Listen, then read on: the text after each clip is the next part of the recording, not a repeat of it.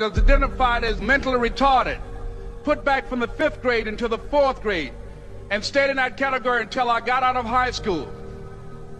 I don't have any college training, but I met a high school teacher who one day changed my life. I was waiting on another student, and when he came in, he said to me, "Young man, go to the board and write what I'm about to tell you."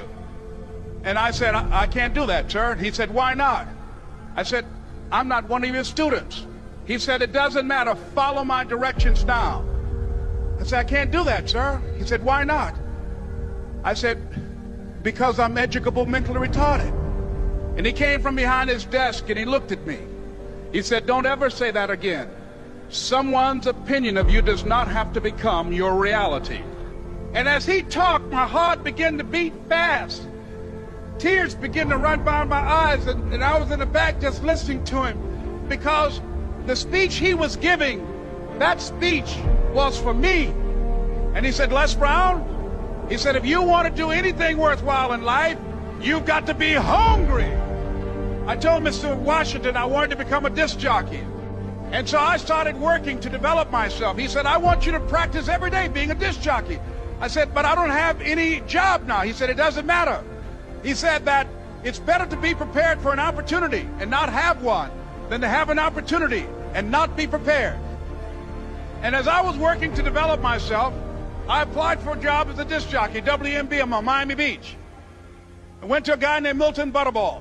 I said, "How you doing, Mr. Butterball? I'd like to get a job as a disc jockey." He looked at me, he said, "You have any broadcast background?" I said, "No, sir, I don't." "You have any journalism background?" I said, "No, sir, I don't." He said, "We don't have any jobs available." I said, "Yes, sir." I went back to Mr. Washington and I told him. He said, "Don't take it personally." He said, "Most people are so negative, they will have to say no 7 times before they say yes." He said, "Go back again." So I went back again. I said, "How you doing, Mr. Butterball? My name is Les Brown." He said, "I know what your name is. What do you want?" I said, "I'd like to know whether or not you have any jobs at disc jockey, sir." He said, "Didn't I just tell you yesterday we didn't have any jobs?" I said, "Yes, sir, but I know whether or not somebody got laid off or somebody was fired, sir." He said, "No one was laid off or fired. Now get on out of here." I came back the next day like I was seeing him for the first time. I said, "Hello, Mr. Butterball, how are you?" He looked at me with rage. He said, "Go get me some coffee." I said, "Yes, sir." And I went to get him some coffee. After a while, I would get their lunch and dinner, and I would go in the control rooms and take the disc jockeys their food, and I would not leave until they would ask me to leave. One Saturday afternoon, while I was at the radio station, a guy named Rock was drinking while he was on the air. I was the only one there, looking at him through the control room windows, walking back and forth, young, ready, and hungry. Pretty soon the phone rang, and it was the general manager. And I answered the phone. I said, "Hello?" He said, "Les, this is Mr. Klein." I said, "I know." He said, "Rock can't finish his program." I said, "I know." He said, "Would you call one of the other DJs in?" I said, "Yes, sir." I hung the phone up. I said, "Now he must think I'm crazy." I called my mom and my girlfriend, Cassandra. I said, "Y'all turn up the radio and come out on the front porch. I'm about to come on the air." I waited for about 20 minutes, and I called him back. I said, "Mr. Klein, I can't find nobody." He said, "Young boy, do you know how to work the controls?" I said, "Yes, sir." He said, "Go in there and don't say nothing here." I said, "Yes, sir." I couldn't wait to get behind those controls. I put on an old Stevie Wonder record called Fingertips. I sat down behind that turntable. I said, "Look out, this is me, LB Triple P, Les Brown, your platter playing papa. There were none before me, and there will be none after me. Therefore, that makes me the one and only. Young and single and love to mingle, certified, bona fide, indubitably qualified to bring you satisfaction, a whole lot of action. Look out, baby, I'm your love man." I was hungry. I was hungry. You got to be hungry. Begin to know that you have greatness within you.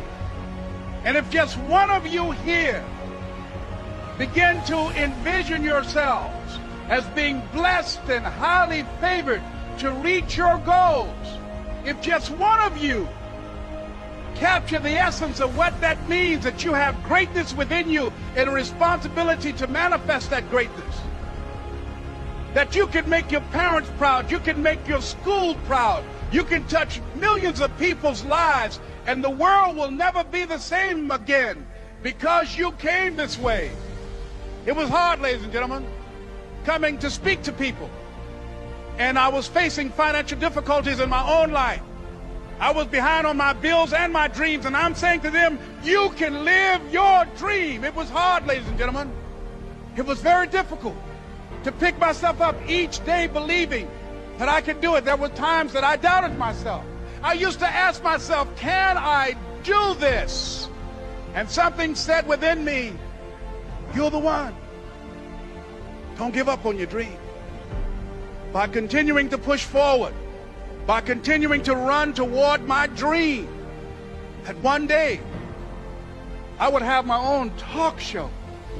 It's a long shot, ladies and gentlemen, from Liberty City, an abandoned building on a floor, never knowing my mother or father. It's a long shot. Being here with you today in this dome in Atlanta, it's a long shot. No college training, labeled educable, mentally retarded, but I kept running toward my dream. Don't stop. Don't stop running toward your dream.